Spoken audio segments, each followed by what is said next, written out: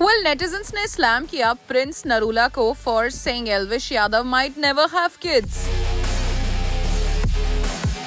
Well, a clip of Elvish Yadav and Prince Narula's heated exchange during the Roadies 20 finale surfaced online, leading to public outrage over Prince के comments. Prince के comments netizens को नहीं रास आए. दरअसल YouTuber Elvish Yadav emerged as the winner of Roadies 20, तो वहीं finale में दोनों के बीच लड़ाई भी हो गई और इसका क्लिप वायरल हो गया. तो वहीं कई लोग कर रहे हैं क्रिटिसाइज प्रिंस नरूला को for his remarks about Elvish. दोनों के बीच आर्ग्यूमेंट तो हुआ और Prince was hurt calling Elvish an online बदमाश, ऑनलाइन बुली, और एल्विश ने जवाब दिया, you do some good work, if you lose this show to there will be nothing left for you. लाले पड़ जाएंगे खाना खाने के.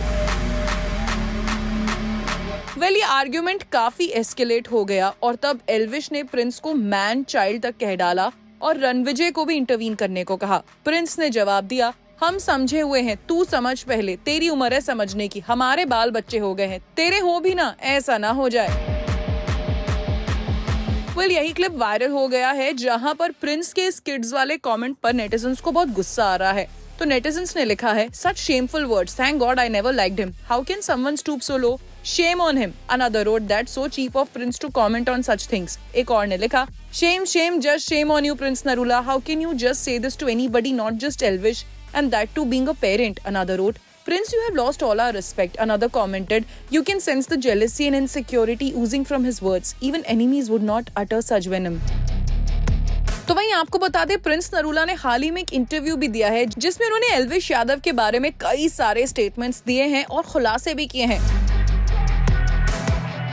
वेल, प्रिंस ने एल्विश यादव के फैंस को कहा है बेरोजगार और कहा कि उनके फैंस माँ बाप को गालियां देना शुरू कर देते हैं, जो प्रिंस को बिल्कुल पसंद नहीं आता.